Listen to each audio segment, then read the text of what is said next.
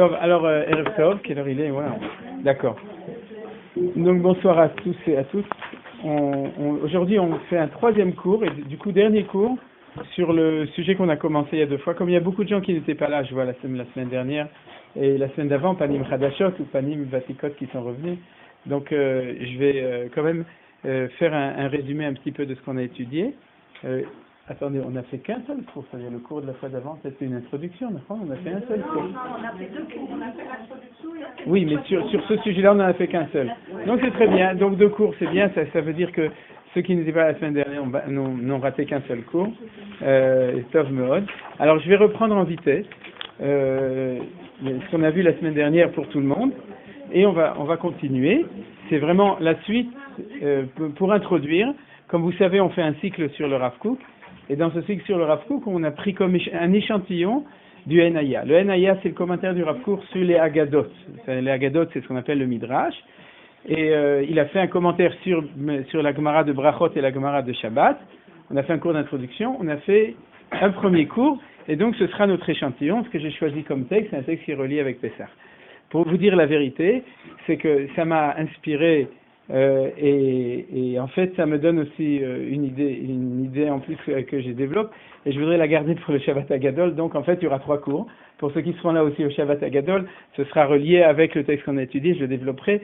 Mais du coup, je me suis organisé les choses. Aujourd'hui, on fait la suite dans le texte, et le soir du Shabbat Agadol, on fera une analyse qui va un petit peu au-delà, c'est-à-dire des choses qui sortent du texte, mais que j'ai pas moi-même, c'est que j'ai développé, qui sont pas toutes marquées dans le Rav Kook, et qui sont reliés avec d'autres textes de la Haggadah. Voilà. Donc en fait, il y a 3 cours, 2 cours ici, et puis ceux qui seront au Shabbat Agadol, s'ils ne changent pas d'avis d'ici là, alors ce sera le 3e. Mais ça risque d'arriver qu'entre-temps, bon, c'est pas grave, ce ne sera pas enregistré. Non, de toute façon, on ne peut jamais tout faire, quoi. C'est des machéloyés, des kachazéachem. Voilà. Mais de toute façon, aujourd'hui, on continue d'étudier le texte, on voit d'autres investigations, et on va étudier ce que le Rav Kook dit. Vous savez ? D'accord. Alors, pour reprendre, si vous voulez, puisque pour ceux qui n'étaient pas là, et puis pour se rappeler, on va prendre ce texte-là. 1 pour 2 au moins. Voilà. C'est-à-dire ? C'est ce qu'on a vu la semaine dernière, vous l'avez ? Vous l'avez, ok, non, celui-là. D'accord, voilà. En fait, c'est les psukim, c'est les sources dans la Torah, du temps auquel on est sorti d'Égypte. C'est ça la question. Est-ce qu'on est sorti la nuit ou est-ce qu'on est sorti le matin d'Égypte? Maintenant, le premier passouk, on ne va pas tous les voir, le premier passouk nous dit Shamor et Chodesh Aviv, ve'asita Pesach l'Hashem Elokecha, ki bechodesh Aviv, otiacha Hashem Elokecha mi Mitzrayim laila. Donc je traduis, tu dois garder que Pessah soit au mois, ou que le mois de Pessah soit le mois du printemps, ce qui nous oblige donc à avoir ce qu'on appelle une année embolismique, c'est-à-dire tous les 19 ans de faire 7 ans, où on fait un 2e Adar, pour qu'on ne soit pas comme les musulmans, c'est-à-dire que le mois de Nissan, aujourd'hui Rosh Chodesh Tov à tout le monde, le mois de Nissan tombe au moment de l'équinoxe du printemps. Va'asita Pesach l'Hashem Elokecha, donc tu feras Pessah pour ton Dieu, Hachem, car au mois du printemps, Hachem t'a sorti d'Égypte, Laïla, dans la nuit. Par contre, la 7e source, tous les autres sources, c'est d'autres sources qui, une fois c'est la nuit, une fois c'est le jour, la 7e source, la 7e, Imochorat Pesach, Yatsub ne Israël Beyadrama, Lehene Kol Mitzrayim, c'est-à-dire le lendemain de Pessah, tous les enfants d'Israël sont sortis Beyadrama, avec d'une main étendue, aux yeux de toute l'Égypte. Maintenant, Mimochorat Pesach, ça veut dire dans la journée. Et à partir de cela, ce qu'on a vu la semaine dernière, c'était le texte de la Gemara, qui parlait jusqu'à là, c'est clair. S'il y a des questions pour ceux qui n'étaient pas là ou pour ceux qui ont oublié entre-temps, vous me demandez, vous vous gênez pas. Mais en tout cas, à partir de cela, la Gemara s'occupe d'une question différente. Je vous explique la question. C'est une discussion entre Rabbi Elazar ben Azaria et Rabbi Akiva. Donc Rabbi Akiva, tout le monde le connaît. Rabbi Elazar ben Azaria, en fait, tout le monde le connaît aussi grâce à la Haggadah, puisque c'est celui qui, au début de la Haggadah, lorsqu'ils étaient à Bnei Brak, a dit « Voici, je suis comme si j'avais 70 ans, et je n'ai pas mérité qu'on mentionne la sortie d'Égypte là et là pendant la nuit. » Voilà, vous vous souvenez. Donc, Rabbi Elazar ben Azaria et Rabbi Akiva sont dans une discussion de halakha, qui est de savoir jusqu'à quel moment la Torah nous permet de consommer du sacrifice pascal, ce qu'on appelle en hébreu le Korban Pessah. Rabbi Elazar ben Azaria nous dit qu'on peut le manger depuis la nuit jusqu'à minuit, parce qu'à minuit, Il y a eu Makat Bechorot et les Égyptiens nous ont permis de sortir, nous ont libérés. Et Rabbi Akiva nous dit qu'on a le droit de manger du Korban Pessah jusqu'au matin parce que nous sommes sortis le matin. Voilà. Vous avez compris? Donc, discussion de savoir jusqu'à quel moment, tout le monde est d'accord, à quel moment on commence de manger le Korban Pessah, mais à quel moment on peut continuer à en manger. La halakha qui nous concerne dans cette histoire, c'est l'histoire de la ficomane. Parce que la ficomane, c'est le morceau de matzah qu'on mange à la fin du repas en souvenir du Korban Pessah. Parce que le Korban Pessah, on ne le mangeait pas au début du repas, ni au milieu du repas, mais on le mangeait à la fin du repas. C'est ce qu'on appelle Nehechal à la sova. Oui, quand on mangeait le Korban Pessah, on demandait à chacun comment sova. Alors on dit sova bien, ça y est, on a bien mangé. C'est-à-dire, il y avait du gefilte fish, il y avait des knaidelech pour les autres, il y avait la msuka, Msuki, voilà. Chacun, il avait Msuki, chacun, il a son repas. Et en tout cas, à la fin, quand on avait bien mangé, on mangeait un petit peu du Korban Pessah. Et en souvenir de ça, on mange la ficomane. Alors la question, puisqu'il y a une discussion entre Rabbi Akiva et Rabbi Elazar ben Azariah, jusqu'à quelle heure on peut manger, alors il y a la même discussion, jusqu'à quelle heure on peut manger de la ficomane. Et c'est pour ça que vous savez qu'il y a des gens qui sont pressés de le manger avant minuit. Voilà. Alors, à la fin du cours, si on a le temps, je vous donnerai aussi la halakha, je vous expliquerai comment l'un sort de l'autre. Maintenant, on a donc la halakha à l'époque du temple, on a notre question de halakha de notre temps, et puis il y a le sens des choses. Alors là, c'est une Gemara qui est justement exceptionnelle, puisque la Gemara vient et nous enseigne le sens de la marloquette. Alors, comment est-ce que la Gemara a enseigné le sens de la marloquette? Tout ça, je vous le redis par oral, pour ceux qui l'ont vu la semaine dernière, vous vous souvenez.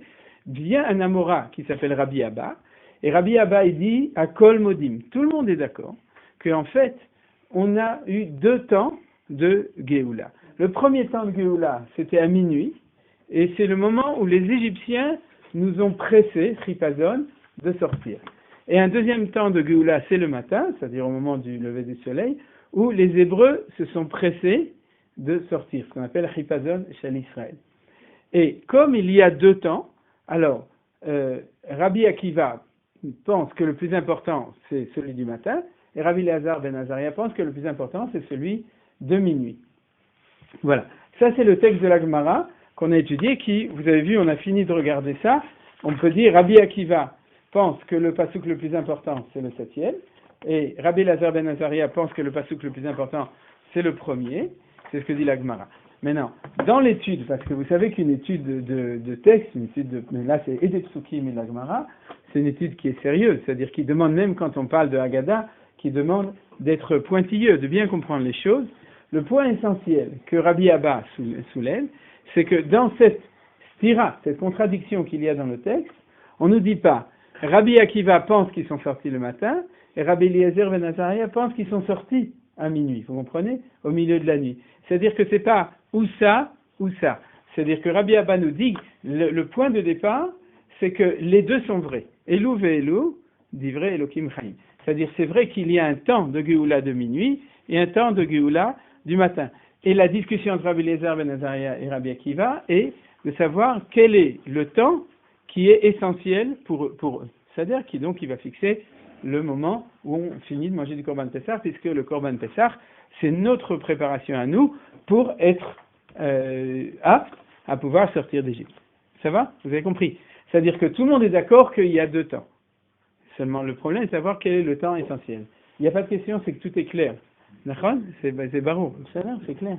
Ok, d'accord. Alors s'il n'y a pas de question, on continue. Tu avais expliqué quelque chose de très intéressant, c'était la chute. C'était que minuit, c'était la Géoula interne, et le jour, c'était la Géoula externe. Voilà, d'accord. Parce que ça c'est le Rav Kook. Jusqu'à maintenant, on est passé des psukim à la Gemara, Rabbi Abba, et maintenant, ce que Georges a dit, c'est ce qu'a dit le Rav Kook. Je ne sais pas si le Rav Kook a appris de Georges ou Georges a appris de Rav Kook, mais au niveau chronologique, c'est sans doute que mais en tout cas, quoi? Voilà. En tout cas, le chidouche du Rav Kook, il est basé sur l'enseignement de Rabbi Abba. C'est le fait que Rabbi Abba maintient que les deux sont vrais. C'est ça qui est important dans le développement du Rav Kook, c'est que du coup, on ne peut pas dire, l'un pense comme ci et l'autre pense comme ça, et la question c'est de savoir qui a raison au niveau de la halakha, mais on est obligé de comprendre que Akadosh Baruch Hu lui-même a décidé de faire une Géoula en 2 temps. Voilà. Alors c'est quoi la différence entre le premier temps et le deuxième temps? Le premier temps, c'est quand les Égyptiens nous ont dit ils nous ont libérés, c'est-à-dire ils nous ont donné un guet c'est un contrat de libération d'esclavage, c'est-à-dire comme le guet de divorce, il y a, dans la Gemara on parle c'est-à-dire on parle de l'un comme de l'autre, c'est pas la même chose, bien entendu, mais c'est un contrat de séparation. Alors, ils ont reçu le contrat de libération des Égyptiens, oui, qui Gorshou Mitzrayim, c'est un passage qui a marqué en été Gorshou, on dit, les gars c'est en même temps envoyé, expulsé, mais c'est en même temps aussi divorcé, Girushin, donc c'est la même chose. Get taxi ou get apens, si jamais ils nous ont couru après jusqu'à l'Égypte, jusqu'à la mer Rouge. Et donc, et à ce moment-là, ça c'était à minuit, et à ce moment-là, on a acquis, nous dit le Rav Kook, la liberté intérieure. Par contre, la sortie d'Égypte le matin, c'est pas la liberté intérieure, subjective, spirituelle, on pourrait dire, ou la conscience de la liberté, mais la liberté effective, et rajoute le Rav Kook national. C'est-à-dire, vous comprenez, ça c'est le point essentiel.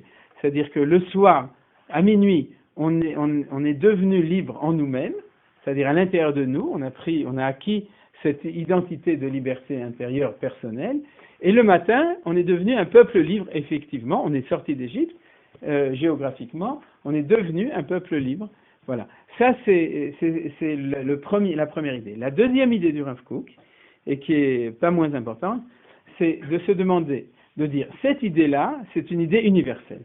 Oui, par exemple, l'incapacité dans les processus de décolonialisme, ça je crois pas que j'en ai parlé la semaine dernière, dans les processus historiques de décolonialisme, c'est-à-dire quand les nations colonisées ont été libérées au niveau d'eux, c'est-à-dire sorties d'Égypte du matin en tant que nation, est-ce qu'ils ont réussi à accéder intérieurement à être capables d'être un peu plus libres, où les individus sont capables de se gérer dans leur liberté? Il semble que la plupart des nations n'ont pas été capables, en tout cas dans les pays d'Afrique noire, d'Amérique du Sud, des musulmans en général, c'est-à-dire que ça n'a pas amené à une véritable liberté, ni individuelle, ni à une conscience de liberté, à disons. Quoi?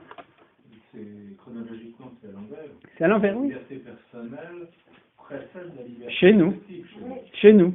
Je dirais que quelqu'un comme Mahatma Gandhi a fait le même processus, d'accord? C'est-à-dire qu'il a réussi à faire tomber l'Empire britannique en Inde grâce à un éveil personnel intérieur. Ça, c'est un exemple positif dans l'histoire des nations de quelque chose qui ressemble. C'est-à-dire, pour ceux qui connaissent ce qui s'est passé en Inde à ce moment-là.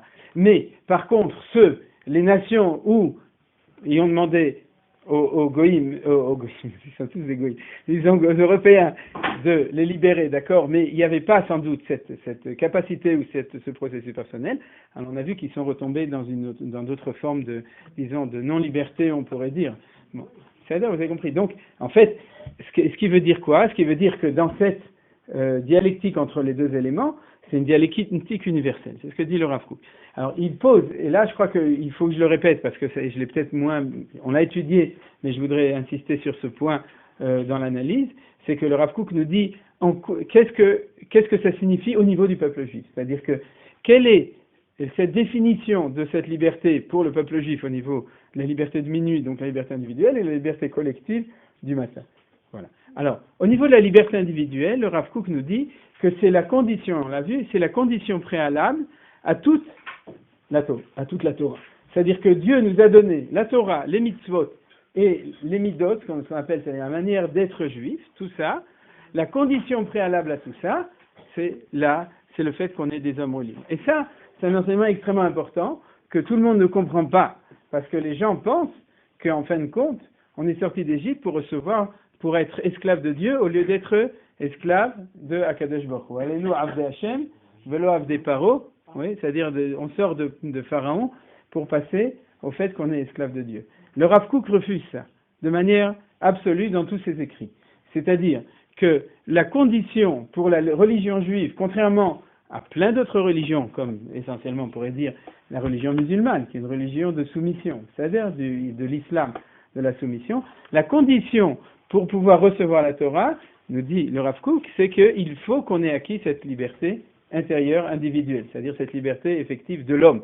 C'est-à-dire pour que l'homme puisse recevoir la Torah, il faut qu'il soit libre. Comment ça se traduit dans d'autres enseignements comme celui de Manitou ou du Ramchal, Rabbi Moshe Chaim Luzzatto, c'est que toute la Torah est basée sur le libre arbitre. C'est-à-dire, maintenant, le libre arbitre,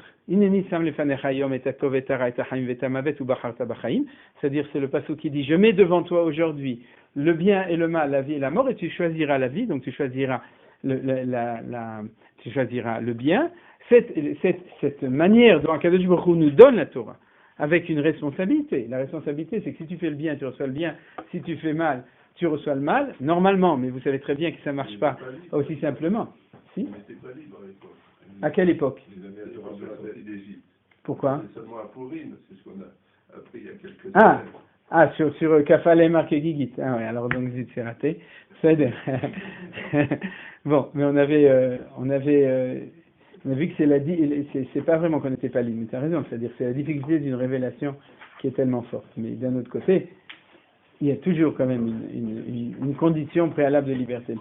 C'est sûr que dans ce qu'on avait étudié à l'époque, c'est des niveaux, on peut dire, c'est des niveaux de liberté. C'est-à-dire le Esther Panim de Purim est une élévation de la disparition de Dieu qui fait une élévation de la liberté. Mais par exemple, dans l'enseignement de Manitou, il ne faut pas oublier qu'il nous dit que tout ce monde-ci, c'est ce qu'il appelle le monde du Shabbat, c'est le monde du 7e jour dans lequel on se trouve, c'est un monde où par définition, Akadosh Baruch Hu, il se cache pour nous permettre la liberté. C'est-à-dire ça, je pense que tous ceux qui ont l'habitude de l'enseignement de Manitou, ils savent qu'il revient toujours là-dessus. Alors souvent, on n'a pas forcément l'habitude de penser dans des termes de philosophie et de théologie de liberté et dans des termes de politique de sortie d'Égypte, vous comprenez? Et c'est ça ce que veut nous dire le Rav Kook, c'est-à-dire que de manière vraie, tant qu'on est esclave de Pharaon, c'est-à-dire même si un esclave peut théoriquement décider par exemple qu'il s'enfuit, c'est-à-dire ou qu'il refuse, etc., mais on n'est pas en situation de liberté,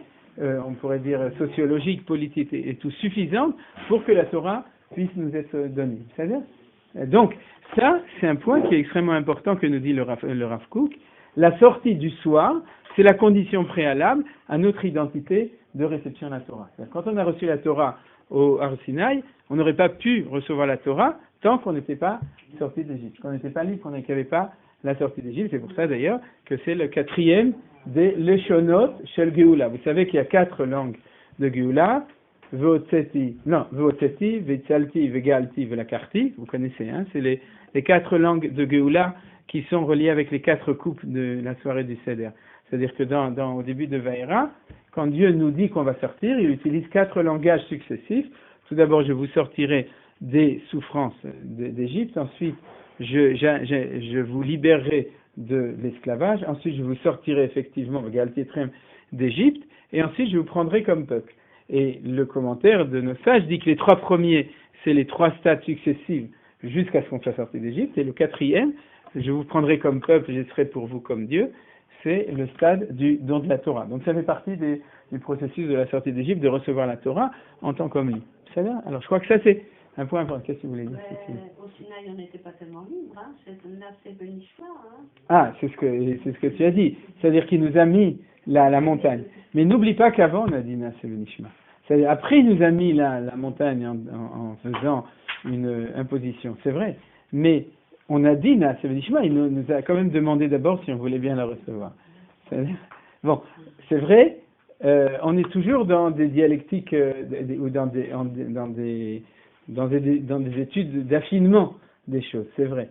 Mais il ne faut pas oublier que malgré tout, on l'a accepté. C'est-à-dire, on l'a accepté avant, et on l'a accepté, comme on a expliqué a posteriori au moment de Purim, Kimo Kiblou, c'est-à-dire on a montré que on était d'accord de le recevoir.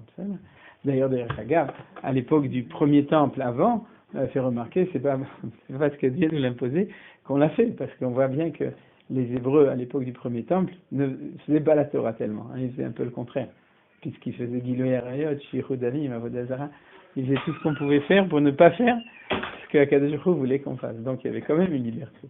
C'est-à-dire, mais ce qui est très important, c'est cette idée-là. Voilà, ça c'est la première idée. Alors la deuxième, qui est peut-être encore plus importante, qu'on a peut-être plus vu la semaine dernière, c'est que on nous dit, ok, ça c'est la sortie du soir. Et la sortie du matin, lorsqu'on est sorti effectivement et qu'on est devenu un peuple. Alors, qu'est-ce que ça signifie au niveau spirituel? Le fait on est autodéterminé en tant que peuple de manière effective, qu'on devient libre en tant que peuple. Nous dit le Rav Kook, puisque chez d'autres nations, ça peut être une fin en soi, c'est-à-dire le fait d'être libéré du joug d'une autre nation. Et dit pour nous, puisque nous sommes le peuple de Hakadosh Baruch Hu, on a une vocation. Et quelle est la vocation du moment où on devient libre en tant que nation? C'est à ce moment-là qu'on devient ce qu'on appelle le phare des nations, c'est-à-dire Or Lagoïm. C'est-à-dire Or Lagoïm, être le phare des nations, n'est possible, nous dit le Rav Kook, que lorsque la condition préalable, c'est de devenir un peuple libre. Vous avez compris? Alors, c'est clair, quand je deviens intérieurement libre, je peux recevoir la Torah. Quand je deviens nationalement libre, je peux devenir le phare des nations. Est-ce que les autres nations sont le phare d'autres nations? Éventuellement oui, éventuellement non. Est-ce que chaque nation a besoin d'être le phare des autres nations est-ce que c'est une vocation obligatoire? Non.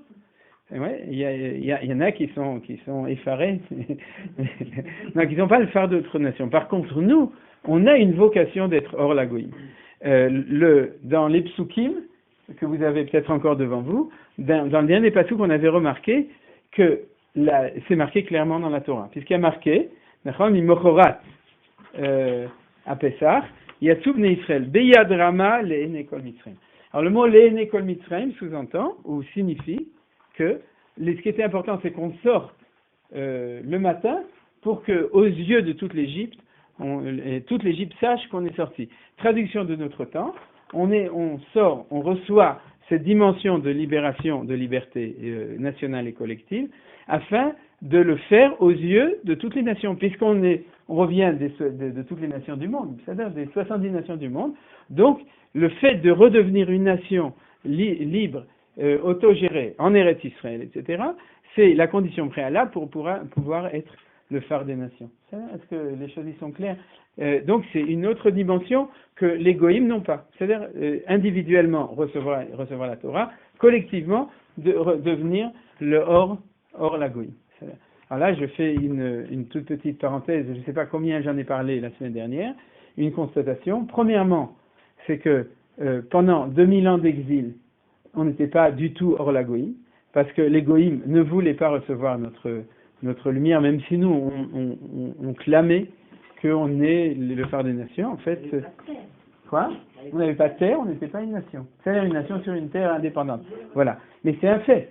C'est un fait, c'est que les goïms ne nous n'admiraient pas, n'apprenaient pas de nous, de notre manière d'être. Au contraire, c'est-à-dire, on les dérangeait puisque on les empêchait de dire que c'est eux, la nation, le peuple juif ou celui qui est le phare de toutes les nations, que ce soit en terre d'islam ou en terre de christianisme. Donc, ça confirme ce que dit le Rav Kook, et Manitou insistait dessus, c'est la deuxième remarque, que souvent, il y a des juifs qui croient aujourd'hui, quand ils sont en route Laaretz, que quand ils expliquent un petit peu de Torah autour d'eux, aux goïms qui sont autour d'eux, dans le travail, etc., ils croient que c'est pour ça qu'ils sont en galoute. C'est-à-dire que la vocation du juif en exil, c'est d'être le phare des nations, puisqu'on est dispersé parmi eux, on peut leur dispenser la Torah. Ouais, alors c'est un argument qu'on entend souvent aujourd'hui, qu'on peut entendre de temps en temps, pas forcément souvent, que justement Dieu nous a dispersés parmi les nations pour éclairer les nations. C'est-à-dire le contraire de ce que dit le Rav Kook. Et il n'y a pas que des gens qui disent, il y a aussi des rabbanim qui disent ce genre d'enseignement. Dieu nous a dispersés dans la galoute parmi toutes les nations pour amener la bonne parole. C'est-à-dire qu'on est devenu le Bet Rabad des goïms par le fait qu'on était au milieu d'eux. Or, le Rav Kook prend cette idée que Manitou aussi insistait, que c'est faux. C'est-à-dire que tant qu'on est au milieu des goïms, on est ce qu'on appelle Shemi Mechulal Bagoïm. C'est-à-dire que mon nom, il est, au contraire, il y a un Chilul Hashem. C'est-à-dire qu'il y a comment on traduit en français, mon nom est désacralisé. Ouais, Chilul Hashem, lorsqu'on est, c'est ce que dit Yecheskel, lorsqu'on est au milieu des goïms, et c'est quand on revient en Eretz Israël qu'il y a une possibilité de ce qu'on appelle Kiddush Hashem, c'est-à-dire que le nom de Dieu puisse être sanctifié aux yeux des nations, c'est quand on revient ici. Vous comprenez? Comme c'est pas quelque chose qui est évident, c'est important que ce soit dit une fois. C'est-à-dire, il n'y a pas tellement de sources sur l'opinion du Rav Kook, qui est l'opinion de Manitou, que le Kiddush Hashem aux yeux des goïms, qui s'appelle le fait d'Or la goïm, ne peut se faire que quand on est une nation. C'est pas parce qu'on est des juifs religieux qui savent expliquer la Torah aux yeux des goïms, comme savent le faire des fois les rabbins de Chutz Laaretz, les rabbanim, ils savent expliquer. C'est pas comme ça qu'on fait du Kiddush Hashem. Le Kiddush Hashem, c'est quelque chose qui part d'une situation existentielle, du fait que le peuple juif est un peuple autonome. Alors là où de nos jours les gens se trompent, c'est-à-dire il y a des juifs qui roussent l'arrêt, pourquoi ils se trompent et ils pensent qu'ils le font? Ils le font peut-être, genre la source de vie de Josie Eisenberg, etc. C'est vrai qu'il y a des goïms qui sont intéressés, qui écoutent, qui discutent, etc. Justement, mon père Zichrono Livracha, tous les lundis, il savait quand il arrivait à l'hôpital qu'il y avait en tout cas un médecin avec lui, et ils avaient une chevruta pendant qu'ils travaillaient sur ce que Josie Eisenberg avait dit à la source de vie du dimanche, parce qu'il discutait, il a dit comme ça, comment ça se fait. Donc on peut s'imaginer. Mais il faut savoir que c'est vrai que depuis 1948 et surtout depuis 1967. C'est-à-dire depuis que le fait d'être juif, c'est une gava, c'est un honneur pour nous et aux yeux des nations, que les goïms tout d'un coup s'intéressent. Vous savez que dans les librairies, dans les bibliothèques, dans les parutions, il y a énormément de choses qui sont liées avec le judaïsme et les goïms s'intéressent. Mais c'est uniquement parce qu'on a retrouvé notre kavod depuis qu'on est redevenu une nation. C'est-à-dire avant c'était pas comme ça, vous savez tous la situation, l'antisémitisme, etc., qu'il y avait tant que le peuple juif n'était pas revenu en Israël. C'est pas qu'il n'y a pas d'antisémitisme, mais c'est un antisémitisme aujourd'hui antisionisme avec un respect, avec un kavod, avec une admiration, même de la part de nos ennemis. Voilà. Alors cette idée-là, c'est une idée absolument extraordinaire qu'a dit le Rav Kook. C'est-à-dire de dire qu'il y a deux temps, et ces deux temps de minuit et du matin, c'est pour deux fonctions du peuple juif. Premièrement, liberté et identité, et deuxièmement, individuel, et ensuite, liberté nationale, et être le fait de devenir hors la goïm. Voilà, là je crois que j'ai repris tout ce qu'on a dit la semaine dernière, en gros, c'est-à-dire en rajoutant des choses. Est-ce que vous avez des questions sur ce premier volet? Non. Magnifique. Alors on va continuer dans le texte. Voilà. Donc le point important, en plus, qu'on avait vu la semaine dernière et que je reprends aujourd'hui aussi, on va le reprendre dans le texte. C'est du côté droit, donc page 44, là on est, dans le texte du Enaya,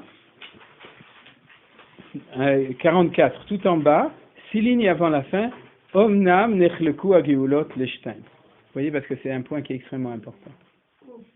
En bas, à droite, 6e ligne avant la fin, la vérité c'est que c'est relativement souligné dans les photocopies, vous voyez? C'est-à-dire au-dessus de là où c'est souligné, il y a marqué Omnam. Page 44, il ne faut pas se tromper, c'est le premier côté. Omnam. Alors, vous le voyez? Omnam, nechleku ageulot leshtain.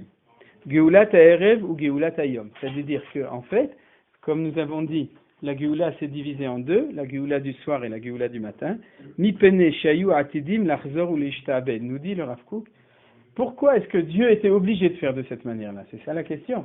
De nous faire deux Géoulot, d'accord? De pas faire les deux au même moment et ne pas créer un lien obligatoire, ce qui permet à Rabbi Akiva et Rabbi Nazar ben Azaria d'être en marloquet. C'est bien?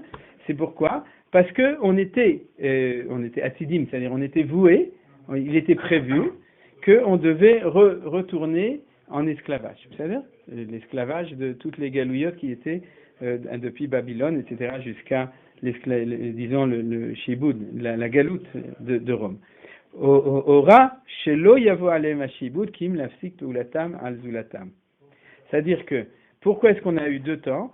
Pour savoir que la galoute ultérieure qui va venir après, qui va venir sur nous après, ne vient qu'im lafsik peulatam al zulatam, la possibilité d'être hors la goïm, c'est-à-dire d'influencer sur les autres nations de manière effective.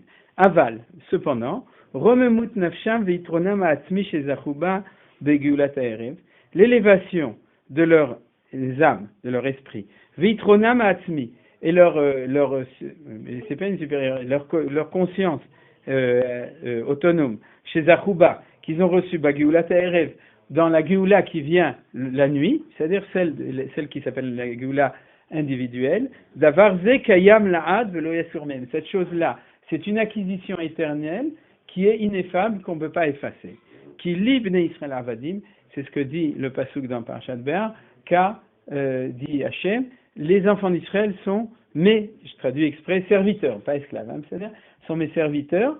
Cet acquis, qui est l'acquis de minuit, c'est l'acquis du moment où les Égyptiens nous ont libérés, c'est un acquis éternel. Alken, c'est pourquoi, Chovat Sipur Yetziat Mitzrayim Haikari ou Balayla. Et c'est pourquoi, bien qu'on est sorti le matin, on fait la Haggadah et on fait le Seder le soir et pas le matin. Parce que, en fait, quand on fait le Lulav, on fait le soir ou le matin? Le matin. Quand on fait Tkiyat Shofar, le matin. Quoi encore? Quoi? La lecture de la Torah le matin, etc. Quoi? Ouais.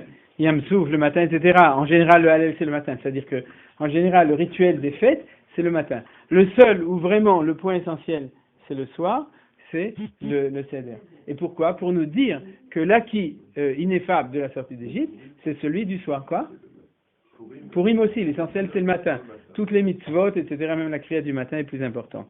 L'orot al tokef erer geulat ha'erev, pour nous montrer la puissance de la geoula du soir, vakatuv diek, c'est ce que dit le pasuk, otiach Hashem elokecha mimitzrayim laïla, qu'il t'a sorti d'Égypte la nuit. Donc la sortie d'Égypte au niveau de l'acquis individuel. Donc ça, c'est quelque chose d'extraordinaire, parce que ça veut dire, ça explique pourquoi, même en situation de galoute, où on était même en situation d'extrême galoute, on continuait à se réjouir le soir du Seder.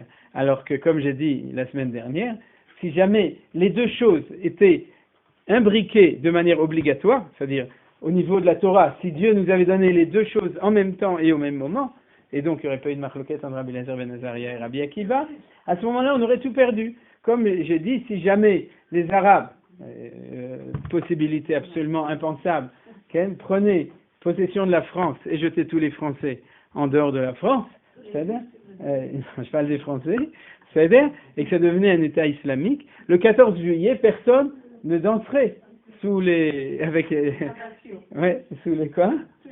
Sous les lampions. Les gens, ils seraient assis par terre, ils feraient Shabbat du 14 juillet. C'est-à-dire, parce qu'ils diraient, oh, il a nous, on n'a plus rien, etc. Comment le peuple juif peut continuer à fêter sa liberté alors qu'on n'était pas en état de liberté du tout? C'est-à-dire comme il pouvait, c'est parce que Hachem nous a donné 2 temps de liberté. Et il a dit, même si le deuxième s'annule, le premier ne peut pas s'annuler. Voilà, ça c'est l'idée extraordinaire que nous a donné le Rav Kook dans cette chose-là. Et c'est pour ça que Rabbi Abba dit, à Kol Modim, tout le monde est d'accord qu'il y a 2 temps. Voilà. Ça c'est tout ce qu'on a vu la semaine dernière. Alors on va continuer, non, on va continuer dans le texte en faisant en sautant un petit peu. C'est-à-dire que, si vous voulez, on va prendre un texte qui est page 45. C'est-à-dire la deuxième page, oui, tout de suite. Juste, je donne pour que les gens alors, page 45, dans le texte de la Gemara, là où il y a marqué entre parenthèses au milieu, Sham Gimel. Entre parenthèses, il y a marqué Sham Gimel. Oui. On va expliquer qu'on voit dans notre génération des Israéliens qui quittent Israël et qui s'assimilent, donc qui font le chemin tout à fait inverse. Bien qu'ils soient nés libres. Ah, c'est le sujet dont je veux parler. Tu viens à Pessah ou non? Tu viens au Shabbat Hagadol? Non. Non, c'est le sujet dont je veux parler au Shabbat Hagadol. Mais ceci dit, non, je vais donner quand même je vais donner le point de développement et puis ça je le développerai. J'ai lu un article il y a 2-3 jours en disant qu'aux États-Unis, d'après une étude, les Israéliens qui habitent là-bas s'assimilent plus que les Juifs américains. Oui, beaucoup plus, oui. Alors je vais donner la clé au niveau de l'étude qu'on a fait maintenant. Mais l'analyse, Idar Zilougmor, tu la développeras tout seul et je la développerai, c'est que en fait, quand on est revenu en Israël, on a retrouvé la Géoula du matin et qu'on a cru qu'on avait plus besoin de la Géoula du soir. Tu comprends? Et donc on a donné une identité israélienne du fier et sûr, et comment on appelle ça? Sûr et dominateur, c'est-à-dire celui qui a le regard comme ça. Et la Géoula Pnimit, on l'a enlevé, ou on a dit que c'était plus important. Et donc, ce qui fait qu'ils ont ceux qui partent, ceux qui restent ici, c'est les meilleurs, ceux qui partent, c'est ceux qui ne savent pas pourquoi ils sont, et ils n'ont pas à l'intérieur d'eux l'identité de la Géoula de la nuit, qui nous a permis de tenir le coup, et qui nous a aussi, ils l'ont, parce que Rav Kook dit que c'est ineffable, mais on a essayé de l'effacer, c'est-à-dire qu'on l'a enlevé. Très bien.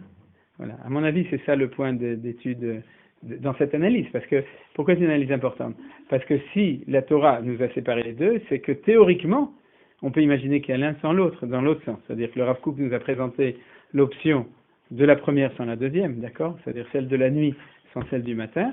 Et dans cette analyse, en fait, il s'avère que le retour en Israël, c'est toujours, bon, c'est lié avec les études qu'on a fait avant, c'est une marche à val qu'il serait possible d'avoir la deuxième sans la première.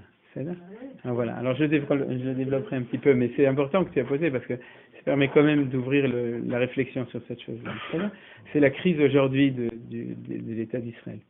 C'est le problème de savoir, ok, on est un peuple libre, mais c'est quoi la valeur de liberté au niveau de l'individu, de chacun intérieur? Ça signifie quoi pour nous? C'est-à-dire, et donc ceux qui ne savent pas du tout, eh ben ils s'en vont. Et à ce moment-là, ils sont en danger. C'est-à-dire, sauf s'ils font tchouva.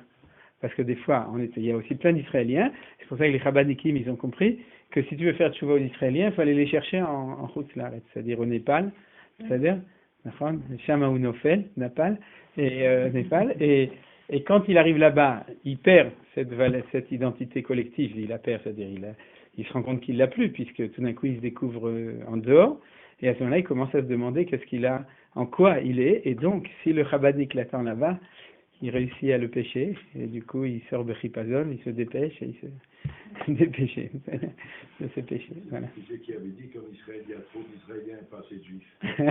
Voilà. Bon, mais c'est la dialectique éternelle, disons, du temps de Géoula. Voilà. Alors c'est le point, et c'est un point très important. De nouveau, tout est basé sur ces deux psukim 1 et 7 et sur l'enseignement de Rabbi Abba. Cette analyse de deux choses, de deux éléments, c'est-à-dire, et de deux éléments qui doivent être liés, mais qui sont quand même autonomes chacun. C'est-à-dire, il y a une possibilité de l'un sans l'autre, en tout cas du premier sans le deuxième.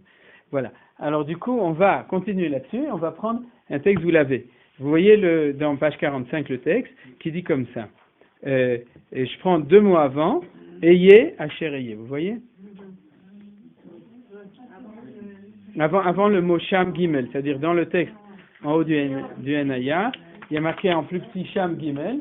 Et avant il y a 3 mots et je l'ai dit, mais en fait c'est le nom de Hachem. On a l'habitude de dire Ekie, c'est-à-dire que comme on dit Elohim, comme c'est un nom qui est kadosh, alors je le prononce à partir de maintenant comme on doit le prononcer. Ça veut dire quoi? Traduction littérale.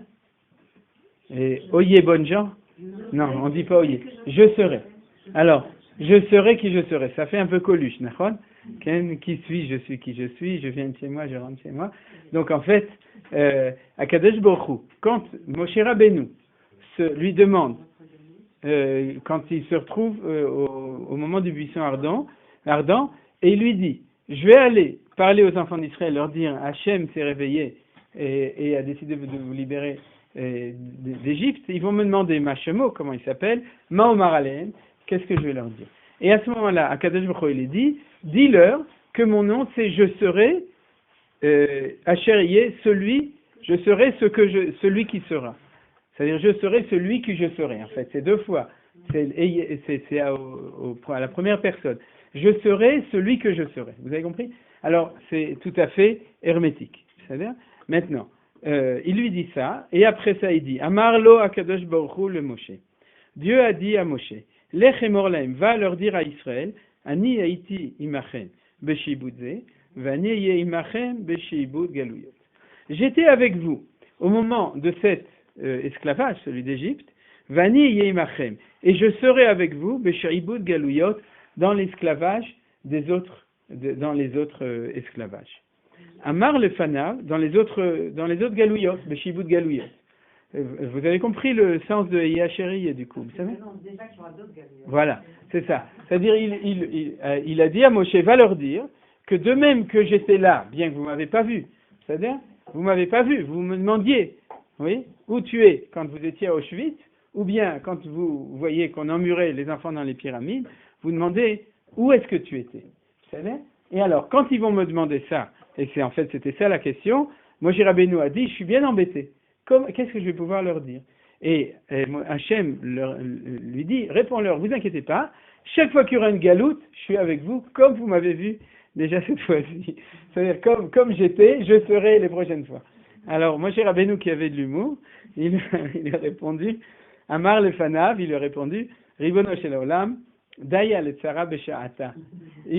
Un malheur, en son temps, ça suffit. Itzinaf, je me vois pas, moi, alors qu'ils sont même pas encore sortis. Parce qu'au moment du buisson ardent, c'est au moment où il est allé chez les Bnei Israël, les Bnei Israël lo yachlou lishmoa, ils n'ont même pas pu entendre mi kotzer ruach ou mi avoda kasha. L'esclavage était tellement dur, et kotzer ruach, c'est-à-dire l'impossibilité de penser à quoi que ce soit par abrutissement de l'esclavage, ils n'ont pas pu entendre ce que Moshe Rabbeinu disait. Alors, il lui a dit, tu crois que je vais leur annoncer qu'il y aura encore d'autres galoutes aussi sympathiques que celles dans lesquelles vous êtes?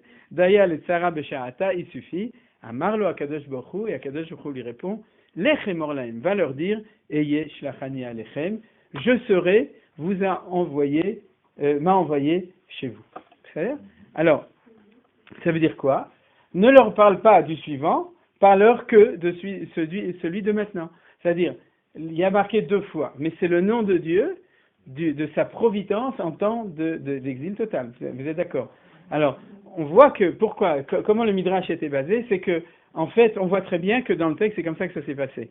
C'est-à-dire que quand Moshe lui demande, alors il lui dit, moi, il se présente comme Eye Asher Eye, et il dit, Lechemor l'Ibn Israël, va dire aux enfants d'Israël, Eye Shlachani Lechem, Dieu qui s'appelle comme ça, m'a envoyé chez vous. Et comme le texte remarque que la première fois il s'est présenté double, et la deuxième fois, quand il lui dit maintenant on va parler aux enfants d'Israël, il se présente que d'une fois. Donc le Midrash explique qu'il y a eu quelque chose qui s'est passé entre les deux, un dialogue entre Moshe et Akadosh Baruch Hu, et dans ce dialogue, Moshe lui a dit, s'il te plaît, ne leur parle pas de ton même nom pour la prochaine fois, et Akadosh Baruch Hu a dit, zut, j'avais pas pensé à ça, je suis désolé, tu as raison Moshe Rabbeinu, ouais, c'est-à-dire, et donc, tu leur présenteras ce nom sans leur dire qu'il y aura une prochaine fois, donc, et qui est chez la Chani Alechem. Vous avez compris le Midrash? Oui. C'est terrible, c'est un Quoi? mensonge politique par omission. Ouais, c'est une omission spéciale, oui. C'est absolument. Mais Akadosh Baruch Hu, il n'est pas obligé de tout dire. C'est vrai, c'est nachon. On n'est pas, une personne n'est obligée de tout dire. Si tu peux pas entendre. Non, c'est pas un mensonge. Par omission. Oui, non, mais c'est pas un mensonge. C'est pas un mensonge, le monsieur. Conseil qu'on ne dévoile pas, qu'on ne dit pas. Alors, à la limite, la réponse, c'est que la Torah nous raconte que Hachem, ça pourrait résoudre le dialogue. C'est-à-dire, pourquoi est-ce que tu dis quelque chose alors que tu sais que Moshe va te dire que tu ne veux pas le dire? La réponse de Georges, c'est que Akadosh Baruch Hu dit à Moshe, je suis obligé à toi de te dire toute la vérité. Maintenant, c'est toi, Moshe, qui au niveau de la connaissance de la nation, qui me fait remarquer qu'on ne peut pas leur dire, eh bien tu as raison, va leur dire comme toi tu sais, et pas comme moi je te dis, mais tout ça c'est marqué dans la Torah, donc comme ça arrange quoi? Ah ben c'est du Talmud, c'est-à-dire, mais c'est un fait que les 2 psukim sont marqués dans la Torah, c'est-à-dire. Alors maintenant, cet enseignement, oui. Je n'ai pas compris cette deuxième phrase, qui est Chez la Chani Alechem. C'est-à-dire, moi, en tant que, avec le nom de celui qui est la providence du peuple juif en souffrance d'exil et d'esclavage, vous a envoyé pour vous sortir d'Égypte. C'est-à-dire, mais sans dire la deuxième fois, Asher Eye, c'est-à-dire une seule fois, celle de ce qui était à ce moment-là. C'est-à-dire, vous avez compris. Maintenant, premièrement, il y a une question classique dans la Gemara, et je vous l'avais dit la dernière fois, dans le Midrash. La question du Midrash, c'est que le Midrash, il a tendance à sauter d'un sujet à un autre. C'est-à-dire, et là, c'est effectif. C'est-à-dire que la Gemara, elle nous parlait de l'heure de la sortie d'Égypte, vous avez compris, Nachon, et de la marloquette entre Rabbi Eliezer ben Azaria et Rabbi Akiva, pour savoir à quelle heure ils sont sortis d'Égypte, parce qu'en fait, quel était l'élément qui était générateur essentiel, c'est-à-dire, et tout d'un coup, après, elle nous amène cette dracha. Maintenant, au niveau chronologique, aucun rapport. Parce que ces psukim ont été dits par Akadosh Baruch Hu à Moshe, au moment du buisson ardent, c'était des années et des années. Non, c'est pas des années, c'est des mois avant. Ça dépend des mefarshim. Il y en a qui disaient que c'était bien avant, il y en a qui disaient que c'était tout de suite avant. Mais en tout cas, c'est pas du tout au même moment que la sortie d'Égypte. C'est au moins 1 an avant la sortie d'Égypte. Et puis c'est une scène tout à fait différente, c'est un moment tout à fait différent. C'est dans Parashat Shemot, et ça c'est dans Parashat Bo, c'est 2 parashat après, c'était après les 10 plaies, etc. Vous comprenez? Or, des drachotes, on peut en faire des centaines. Oui, pourquoi? Et on en fait des centaines. Pourquoi est-ce que la Gemara a juxtaposé ces 2 textes? Alors, le Rav Kook nous a donné la clé. Vous avez compris quelle est la clé? Qu'est-ce qu'a dit Akadosh Baruch Hu à Moshe Rabbeinu quand il lui a demandé? Il lui a expliqué, l'interrogation, c'est en fin de compte, de savoir, de comprendre, est-ce que il y aura un acquis de cette sortie d'Égypte au moment des autres galouillottes. C'est-à-dire qu'en fin de compte, il lui a dit, je veux comprendre, est-ce que, justement, vous sortez d'Égypte, vous allez être en situation de Géoula, et Moshe Rabbeinu sans doute le savez, on va re-rentrer en situation de Galout. Donc si on va re-rentrer en situation de Galout, est-ce que Chas Veshalom, du coup, tout ce qu'on va acquérir maintenant va être définitivement perdu? C'est-à-dire, c'était ça la question du Rav Kook, vous vous souvenez? Alors à ce moment-là, Akadosh Baruch Hu lui dit, il faut que tu saches que même s'il y a de nouveaux exils, il y a un acquis de cette sortie d'Égypte qui est ineffable et qui est de manière définitivement acquis. Vous avez compris? Alors Moshe Rabbeinu lui dit, ça, moi je veux bien l'entendre, mais les enfants d'Israël ne sont pas capables de l'entendre. C'est-à-dire, donc cet enseignement-là ne va pas être transmis aux enfants d'Israël, mais il est essentiel, parce qu'on a vu que c'était l'enseignement. Donc vous comprenez que, qu'est-ce que j'ai dit là maintenant? Que l'explication du Rav Kook de la première Gemara, en fait, nous explique pourquoi est-ce qu'il y a ce dialogue qui était bien avant, et que la Gemara explique de cette manière-là dans la Haggadah de cette deuxième discussion. C'est-à-dire la discussion entre Moshe et Akadosh Baruch Hu, c'est de savoir qu'est-ce que va devenir la sortie d'Égypte lorsqu'on va retourner en exil. Et Akadosh Baruch Hu lui a répondu. Et il lui a dit, regarde, mais ça, moi ça m'intéresse, dit Moshe Rabbeinu. Mais les Bnei Israël ne peuvent pas le comprendre. Quand le temps arrivera, ils vont pouvoir le comprendre, mais maintenant c'est pas le moment. Donc, mais seulement Akadosh Baruch Hu, lui, nous l'a enseigné, vous comprenez? C'est-à-dire qu'en fait, c'est dans la rencontre au moment du buisson ardent, que Hachem, en donnant ces noms, lui a transmis à Moshe Rabbeinu l'explication du sens du fait qu'il y avait deux sorties d'Égypte différentes. Vous avez compris l'enseignement que j'ai donné ou c'était trop compliqué? Non, c'était pas trop compliqué. Quoi? Quelqu'un veut que je reprenne un petit peu? Oui? D'accord, alors je reprends. C'est-à-dire, ce que je reprends, c'est comme ça. C'est qu'il y a aussi, ce qu'on fait, c'est aussi une étude des textes du Talmud, d'accord? Le texte de la Haggadah. Une des questions qui est importante de l'étude de la Haggadah, c'est de comprendre pourquoi est-ce qu'en général, pour ceux qui ont l'habitude de la Haggadah saute du coq à l'âne. C'est-à-dire qu'elle passe d'un sujet à un autre sujet à un autre sujet, et on ne sait pas très bien pourquoi.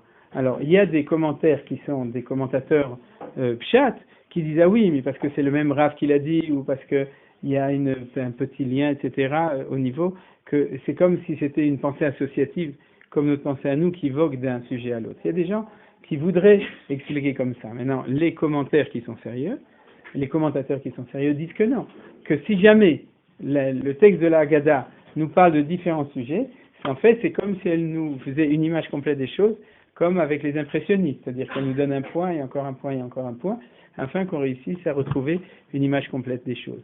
Or, jusqu'à là c'est clair.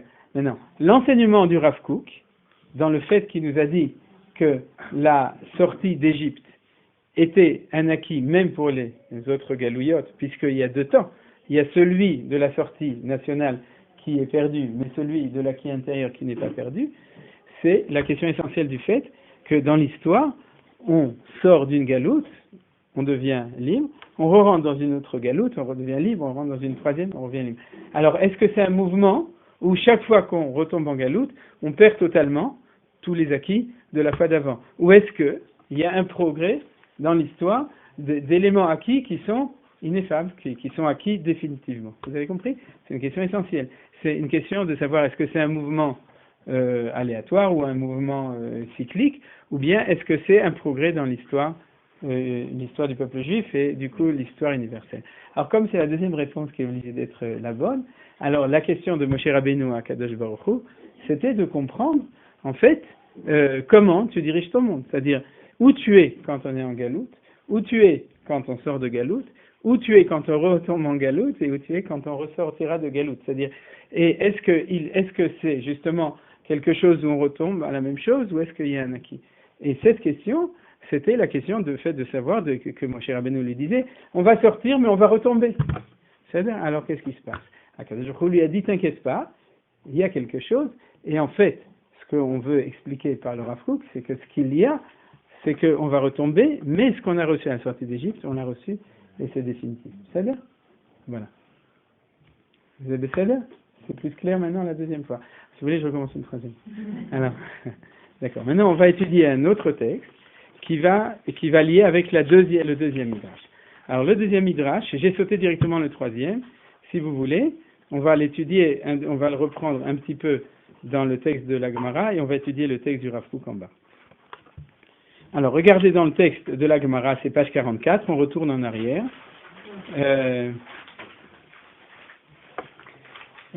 Comment on va faire? On part de tout en bas, vous montez 6 lignes dans le texte de la Gemara, et à la fin, il y a marqué Daberna Beozne. À gauche, c'est-à-dire vous remontez, non, c'est dans le texte de la Gemara, vous partez du bas, là où il y a marqué Enaya, vous montez 6 lignes, vous arrivez aux 3 derniers mots, il y a marqué Daberna Beozne. C'est-à-dire, maintenant on l'a lu la semaine dernière et je le reprends. Voilà. Daberna, voilà. C'est-à-dire ici. C'est bon? Ouais, on l'a vu. Alors maintenant on va étudier le Rav Kook dessus. Daberna Beozne Am, parle s'il te plaît aux oreilles du peuple. Amré de Rabbi Yanaï. On transmet au nom de Rabbi Yanaï. Enna et la lachon bakasha. Le mot na, ouais, c'est une demande. Amar lo Akadosh Baruch Hu le Moshe. Moshe a dit, Akadosh Baruch Hu a dit Moshe. Bevakasha mimcha, s'il te plaît. Lech emor lahem. Va et dis-leur. Bevakasha mikem, s'il vous plaît. Shalou mimitrim, kle kesef ou kle zahav. S'il vous plaît, demandez aux Égyptiens des ustensiles d'or et des ustensiles d'argent et des ustensiles d'or. Shelo yoma. Pourquoi? Alors la question c'est pourquoi est-ce que Dieu a besoin de dire à Moshe d'implorer les Bnei Israël de shnoren des clés kesef et des clés zahav aux Égyptiens, d'accord? C'est-à-dire pourquoi est-ce qu'on a besoin de dire s'il te plaît, sois gentil, oui, demande-leur s'il vous plaît d'être d'accord d'aller demander aux Égyptiens des clés kesef ou clés zahav. Alors la réponse de la Gemara, chez le Yomar Oto Tzadik, afin que ce grand tzaddik qui est Avraham Avinu ne dise pas va avadoum veinu otam. Quand moi, au moment de l'alliance Ben Abtarim, tu m'as annoncé, Hachem a annoncé à Abraham, va avadoum veinu otam, que une nation va les mettre en esclavage et leur faire souffrir pendant 400 ans, qui aime bahem, et ça Hachem il a réalisé, va chechen yetsu bechush gadol, et la suite de la promesse à Abraham, c'est que quand ils sortiront avec énormément de richesses, lo qui aime bahem, si jamais les enfants d'Israël ne sont pas d'accord de demander, alors il pourra se plaindre chez moi et dire, tu vois, tu n'as pas réalisé la deuxième partie du programme, qui est le fait que les Bnei Israël sortiront avec des grandes richesses. Amroulo, oui, ils lui ont répondu à Moshe, quand Moshe a dit, na, s'il vous plaît, il a dit, ulvaï, shenetse be'atzmenu, les Bnei Israël ont dit, non, laisse tomber, alvaï, qu'on puisse sortir nous-mêmes, on renonce à ça. Alors, donc, ça prouve qu'il fallait leur demander, que c'était pas évident. C'est-à-dire, c'est pas acquis que les Bnei Israël étaient avides d'or et d'argent quand ils sortaient d'Égypte. Macha, la Gemara explique pourquoi est-ce qu'ils ont dit ça, c'est-à-dire qu'ils ont confirmé le fait qu'il fallait demander un na. Macha le Adam. Cela ressemble à un homme, Shaech Havouj Bebet Asur, qui était enfermé dans une prison, Vayomrim Lo Bnei Adam.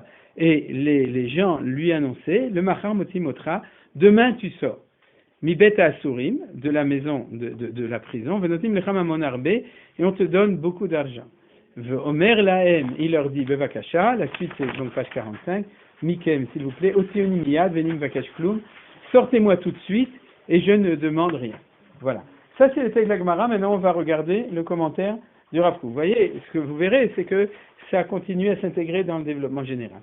Alors avant ça, j'espère que vous accepterez d'entendre la question du Maharsha. Le Maharsha, oui, qui est un commentaire de la Haggadah, un autre commentaire, il fait remarquer qu'a priori, il y a une difficulté dans ce texte. Pourquoi? Pourquoi est-ce que Hachem a dit na? Pourquoi? Alors dites-moi pourquoi. Par rapport à la promesse qu'il avait donnée. Par rapport à la promesse à Abraham, d'accord. Oui ou non, dans le texte de la Gemara? Oui. Ou bien par rapport aux Bnei Israël, qui ont dit, s'il vous plaît, je vais sortir tout de suite, je ne vais pas attendre au matin et recevoir l'argent. Non, par rapport à Abraham. Par rapport à Abraham. Alors pour... Eux, ils voulaient sortir tout de suite, si vous voulez, ça ne voulait pas qu'on... Donc pour les deux. Si on est libre, bon, déjà, laisse-nous sortir. On ne va pas s'occuper de détails comme ça. Et dit là, faites ça pour Abraham. Pour ça, pour Abraham. Mais alors du coup, pourquoi est-ce qu'on a besoin du machal? Du fait qu'ils ont dit ça, qu'ils ne voulaient pas sortir et qu'ils voulaient sortir tout de suite et pas attendre jusqu'au matin. Il a bien fait de lui dire na. Ah, d'accord. Ok, alors ça c'est la réponse que vous avez dit tous les deux, c'est la réponse du Maharsha. C'est-à-dire, mais il faut remarquer quand même au niveau textuel qu'il y a deux plans. C'est-à-dire le plan des Bnei Israël, à qui il fallait bien leur dire na, on a bien fait parce qu'ils n'auraient pas voulu. Et puis il y a le plan par rapport à Avraham Avinu, disons qu'à la limite, On aurait pu estomper Abraham, on aurait quand même compris avec le machal, celui qui est en prison, pourquoi il fallait dire na. Vous avez compris? Il y a quand même deux valeurs différentes en même temps. C'est clair ou non, c'est pas clair? C'est la relation par rapport à la promesse d'Abraham et le problème existentiel de quelqu'un qui est en prison qui dit je préfère sortir tout de suite plutôt que d'attendre jusqu'au matin et de recevoir beaucoup d'argent. Maintenant, sortir tout de suite ou au matin, ça vous rappelle quelque chose dans le Midrash d'avant? Oui, Voilà. Parce qu'il fallait que les peuples nous voient avec le bras. Voilà, avec le bras étendu.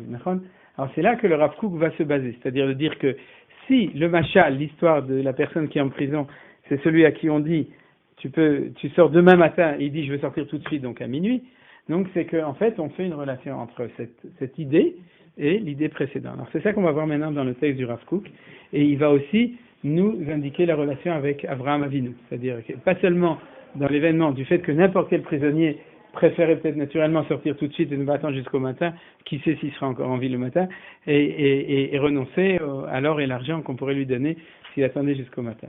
Alors, Daberna en Naila Lachon Bakasha, je suis dans le Siman Kid en bas, vous voyez Kid, Kuf Yud Dalet. Il faut descendre un tout petit peu, là où il y a marqué Naïa, encore deux lignes sur la gauche, il y a marqué Kid, Kuf Yud Dalet. C'est-à-dire, vous voyez, au même endroit, c'est-à-dire que c'est dans le commentaire du Rav Kook. Ah oui, c'est page 44 en bas à gauche. Page 44 à gauche. Je suis désolé de la difficulté. Il n'y a pas une édition plus du NAIA qui est plus simple. Il n'y a pas de traduction en français non plus. Ouais. Vous avez trouvé? Tout le monde a trouvé? Vous avez trouvé? Vous avez trouvé? Alors, Myriam, tu veux leur montrer? Tu as trouvé?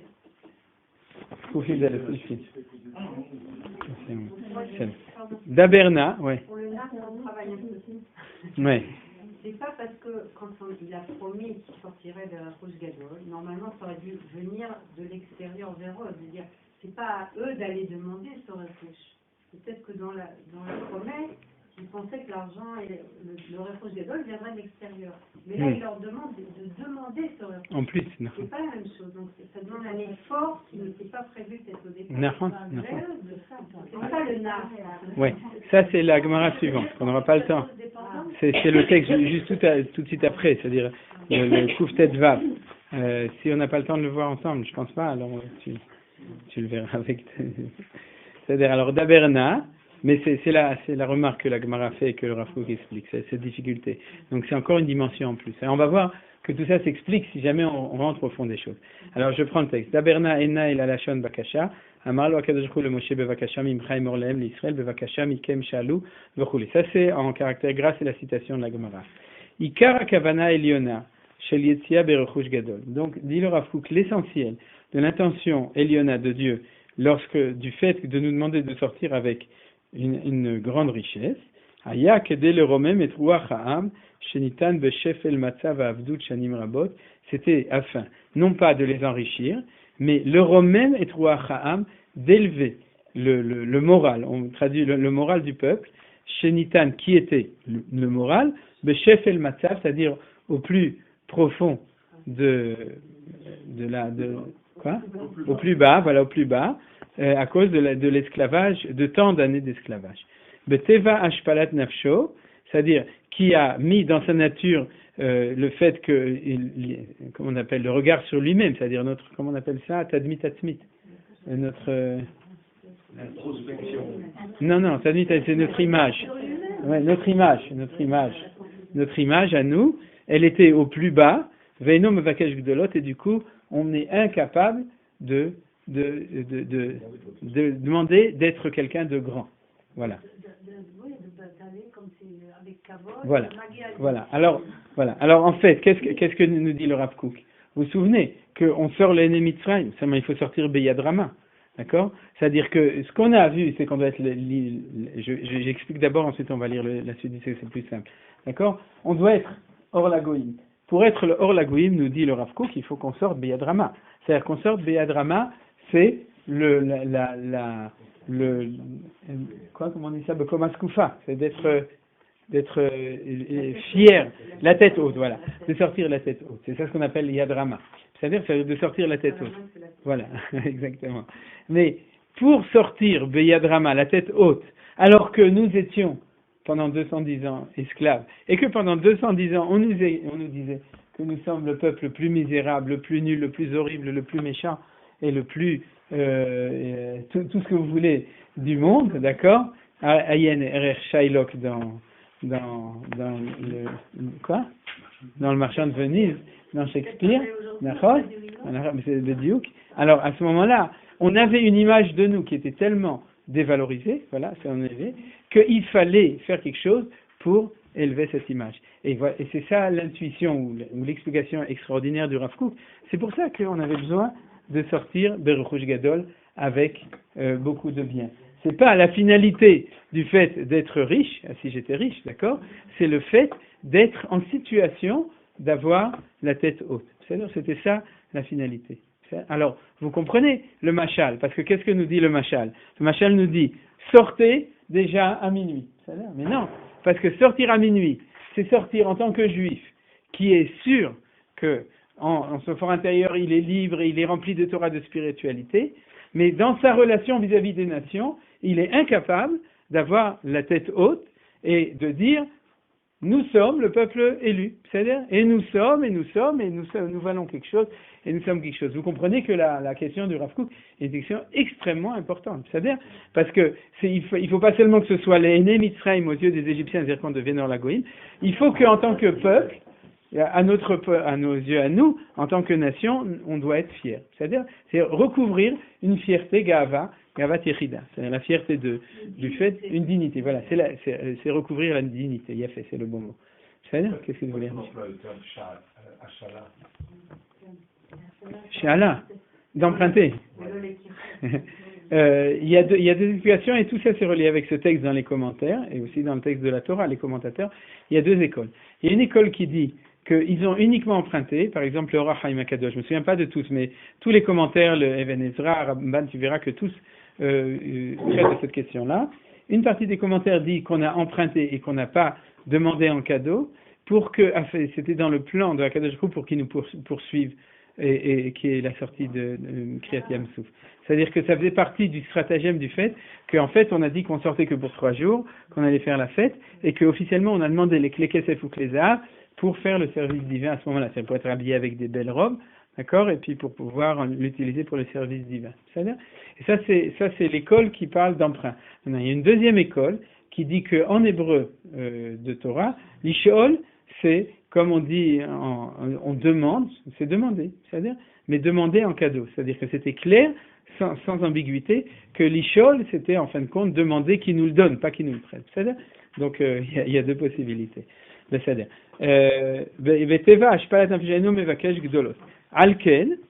alors maintenant, vous avez compris l'idée. C'est-à-dire, ce que nous dit le Rav Kook, c'est que on avait besoin de ça pour la sortie du matin. C'est ça ce qu'a dit le Machal. Donc ça explique le Machal du prisonnier. C'est-à-dire, lui, il voudrait bien sortir uniquement selon Rav Kook avec cet acquis de liberté individuelle, spirituelle, intérieure, etc. Mais ça lui suffirait. Mais nous dit le Rav Kook, non, je vous empêche. Vous êtes obligés de devenir une nation qui est fière et sûre d'elle, parce que grâce à ça, vous pourrez être hors la goïm. C'est-à-dire, quand on avait dans les films de propagande, Imar Shemam de Goebbels, c'était Goebbels, c'est ça, des nazis, où ils nous montraient toujours comme des gens qui étaient misérables, et des Hagav, on l'était parce qu'ils ont tout fait pour qu'on le soit, c'est dans tous les pays du monde. Alors, à ce moment-là, on ne pouvait pas être le phare des nations. Quand on sort, on est obligé de s'habiller avec des smalotes, d'avoir des belles robes, des beaux habits, et d'avoir de l'or et de l'argent pour être important à nos yeux et aussi aux yeux des nations. Vous voyez, c'est un grand ridouche. C'est-à-dire que ça explique ça. Alors on va voir en quoi c'est relié avec Abraham. Alors regardez, Alken, c'est pourquoi Raoui Largil Nafsho Bebakashot Gdolot nous dit le Rav Kook, il faut qu'on s'habitue dans notre nefesh, dans notre esprit, à Bakashot Gdolot, à vouloir des grandes choses.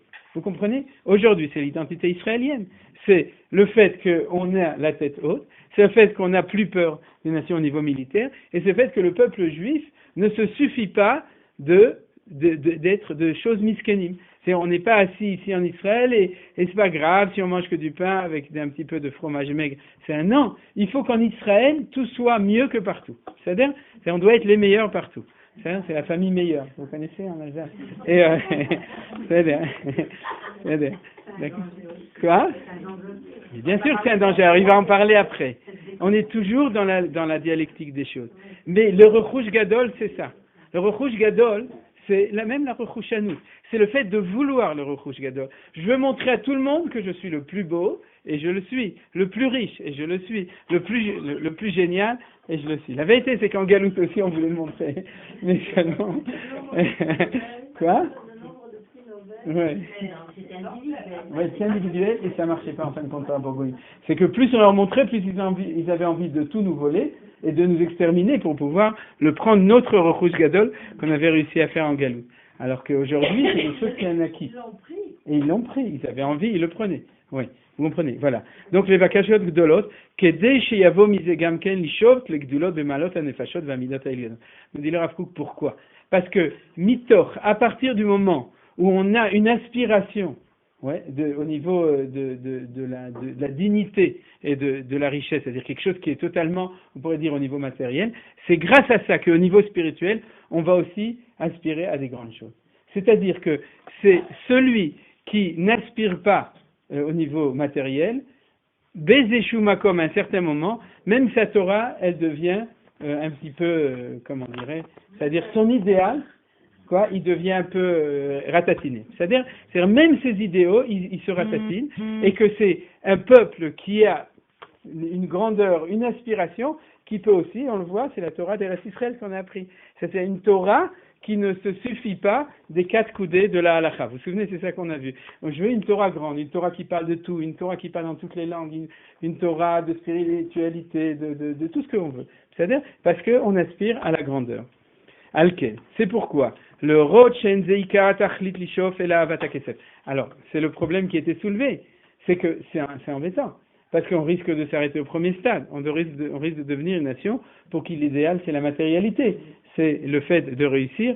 Alors, nous dit le Rav Kook, pour que ce soit clair que c'est pas la finalité, le but, alors, Shen Zeika Tachlit Lishof et la Avata Kesef Vezahav, que c'est pas l'essentiel de la finalité d'aspirer à le fait d'aimer l'argent et l'or, alken loba davar betorah tzivui ki bevakasha. Et c'est pour ça que la chose est venue dans la Torah, de manière de demande et non pas de tzivui, d'obligation. Vous avez compris? C'est-à-dire maintenant il explique le na. Vous avez compris pourquoi c'est relié avec le na?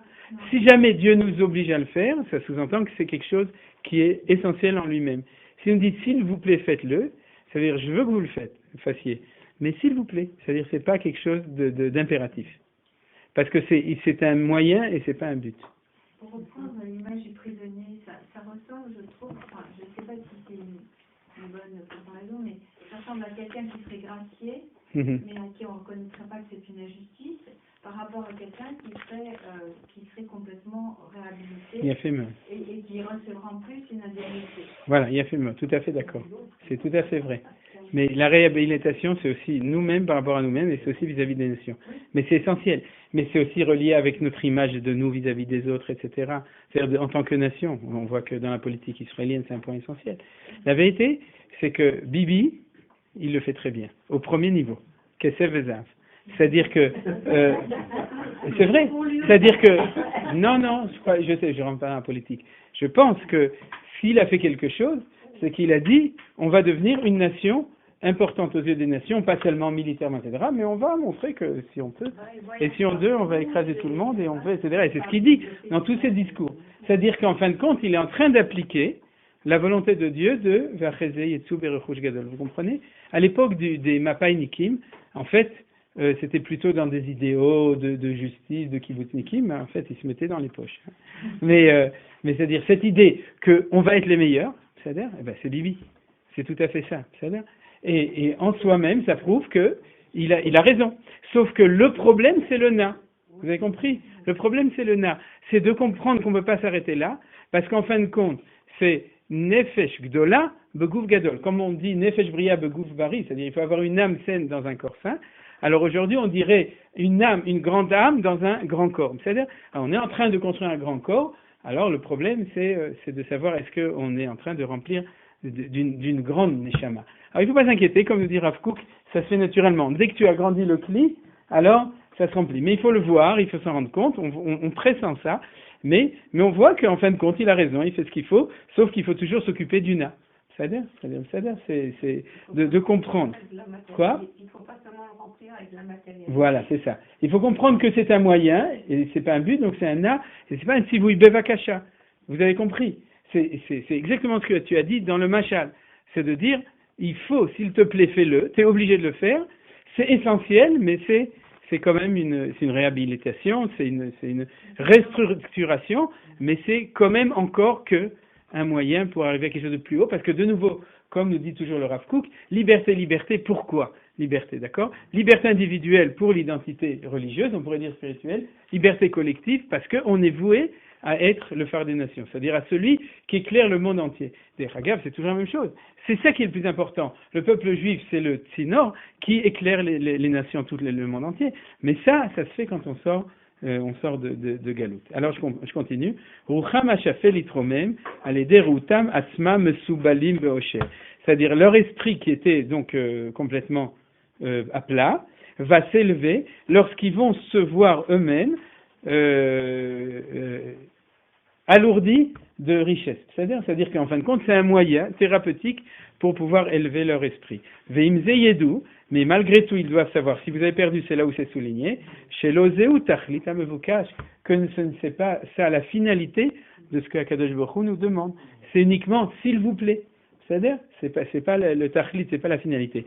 Share kola inyanim atachlitiim nemulaim betorah tzivui ve'azara. Parce que lorsque quelque chose est un but, une finalité, alors Dieu nous le donne dans un langage de tzivui, c'est-à-dire en tant qu'ordre. Je l'ai lu. Par contre, cette chose-là a été dite dans un langage de demande et de supplication, afin que le tzaddik ne dise pas. Alors, vous vous souvenez qu'on avait dit qu'il y avait un élément au niveau de eux, que tu as très bien développé, c'est-à-dire comment faire pour que eux sortent et deviennent véritablement un peuple, c'est-à-dire qui retrouve sa dignité. Alors comment c'est relié avec Abraham, vous comprenez? Est-ce que c'est uniquement un problème de promesse et de promesse, j'avais promis, et puis etc. Ou est-ce quelque chose de beaucoup plus profond? Regardez ce que Rav Kook dit, c'est extraordinaire. Pourquoi? Yomar Oto Tzadik. Vamirato shel Avram Gamken yesh lomar.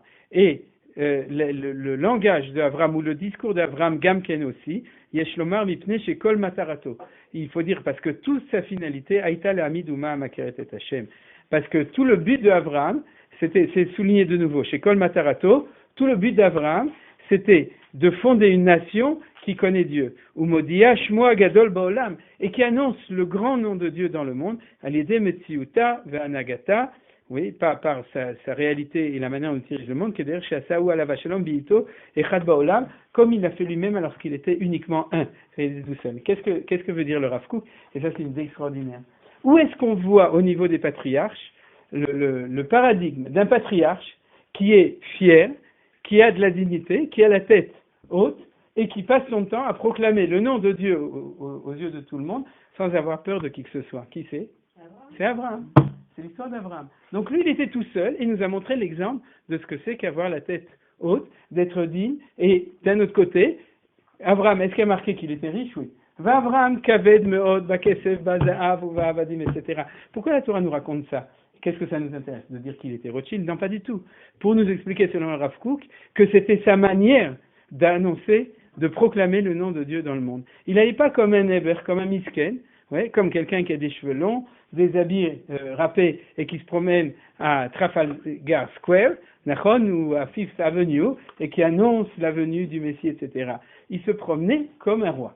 Et d'ailleurs, quand il rencontre les gens et qu'il veut acheter la tombe pour Sarah, les gens de Hebron lui disent « Nessi Elohim ata betochenu » tu es un prince parmi nous. Et au moment où il gagne la guerre pour libérer Lot, d'accord, il gagne la guerre des 4 rois contre les 5 rois, nous disent nos sages, au moment où Malkisedek Melech Shalem sort le vin et le pain et il le bénit, nos sages nous racontent que toutes les nations ont mis Abraham comme roi sur eux. Donc Abraham Avinu a agi en tant que Rechush Gadol, c'est-à-dire en tant que celui qui transmet la présence de Dieu, il construit des hôtels, Vaikra Beshem Hashem, il invoque le nom de Dieu, mais il le fait Berechush Gadol, il le fait comme Or Lagoïm. Et d'ailleurs, la preuve, c'est qu'une fois que Hashem a reconnu qu'il était capable de le faire, il lui fait Shinui Shem, il lui change de nom. Et comment il l'appelle?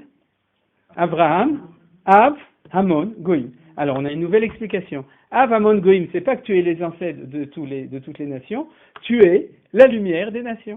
Tu es Or la Goïm. C'est-à-dire Av, Hamon, Goïm, ça veut dire tu es devenu Or la Goïm. Et c'est de toi qu'on va pouvoir apprendre. Alors la boucle est bouclée. Pourquoi est-ce que, d'après l'explication du Rav Kook, Akadosh Baruch Hu dans le Na, et le Midrash fait référence à Abraham Avinu, c'est pas du tout parce que Dieu lui a fait une promesse et il faut absolument... C'est parce que si on veut comprendre quelle est cette identité de liberté nationale en tant que nation qui nous permet d'être le phare des nations, alors il faut prendre référence au niveau de l'identité individuelle des patriarches, il faut s'inspirer de Abraham Avinu. C'est-à-dire, vous avez compris? Et à ce moment-là, on comprend une réponse beaucoup plus profonde de la question du Maharal que celle qui était vraie, mais que vous avez donnée tout à l'heure, c'est que si la Gemara, elle prend d'un côté le machal du prisonnier, et de la sortie à minuit, qui est la liberté individuelle, et de la sortie du matin, qui est Berokush Gadol Beyat Razaka, et qu'en plus elle fait référence à Abraham Avinu, c'est parce que c'est de Abraham Avinu qu'on peut apprendre ça. Voilà, ça c'est la fin du cours. Alors vous savez d'où on sait que les patriarches et que Moshe, ils travaillaient comme tailleurs? Vous savez? Ils étaient tailleurs. Non, pourquoi? Vous savez pas comment on le sait? Parce qu'il y a Abraham Abinu, Yitzhak Abinu, Yaakov Abinu, et Moshe Rabinu. Voilà.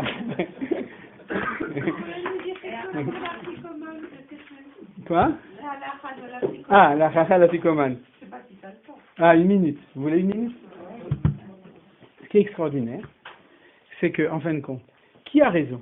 Rabbi Akiva ou Rabbi Eliezer ben Azariah? D'après ce qu'on a étudié maintenant. Tous les deux. Puisque Dieu a dit les deux, donc c'est impossible. Et alors, ils ont tellement raison tous les deux, que au niveau des Tanaïm, des Amoraïm, des Rishonim, des Aharonim, la halakha n'a pas été décidée. C'est-à-dire qu'en fin de compte, on ne sait pas qui a raison. Il y a le Rambam et Posek, et le Rif et le Rambam sont posés comme Rabbi Akiva, le Tosfot, Rashi et plein d'autres sont pas Rashi, Tosfot et encore plein d'autres, le Roche, sont posés comme Rabbi Eliezer ben Azariah, et du coup, la halakha n'a pas été fixée. Maintenant, il y a un nouveau élément qui rentre dedans. Je vous donne un cours en 1 minute 60 shishim shniyot sur la halakha de la ficomane. Alors, il y a un nouvel élément. C'est que, si on dit que la halakha est comme Rabbi Eliezer ben Azariah, on ne peut plus manger de la ficomane normalement après minuit. D'un autre côté, on pourrait dire que comme la ficomane, c'est qu'en souvenir du Korban Pessah, et que c'est midrabanan, alors c'est vrai qu'il faut le faire comme, mais c'est pas aussi grave, donc on pourrait peut-être éventuellement. Ça, on ne dit pas tellement. Par contre, ce qu'on dit, c'est qu'il y a un deuxième élément. Même si Rabbi Akiva pensait qu'on pouvait le manger jusqu'au matin, mais la première Mishnah de Brachot nous dit que toutes les mitzvot qu'on faisait jusqu'au matin, les Chachamim Minatora, comme le fait de lire le Shema, les Chachamim nous ont fait ainsi avec une barrière pour que on déraille pas, jusqu'à minuit, à Tratzot. C'est la première Mishnah du Shas dans Brachot. Et donc, peut-être que Rabbi Akiva, et certains disent que même le Rambam qui dit que c'est jusqu'au matin, en fait, il pensait que Miderabanan, selon la loi rabbinique, même pour le Korban Pessah, Rabbi Akiva était d'accord qu'on devait s'arrêter à minuit. Et si c'est comme ça, alors on est obligé de s'arrêter à minuit aussi pour la ficomane. À cause de tout ce micmac de Sheilot de Halakha, la Halakha Psuka, elle est comme ça. C'est qu'a priori, on doit manger la ficomane jusqu'à minuit, mais si on a dépassé minuit, on le mange quand on le mange. Alors, les Yekim, ça leur est jamais arrivé qu'ils ont mangé la ficomane après minuit. Je connais pas un Yekim qui a mangé après minuit. Les Chassidim, ça leur est jamais arrivé qu'ils ont mangé la ficomane avant minuit. Voilà. Et les Sfaradim, ça dépend chacun sa communauté. Voilà, c'est bon. Alors, Bezrat Hashem, il y a cours. S'il n'y a pas cours, on vous l'annonce. Mais je pense qu'il y aura cours, puisque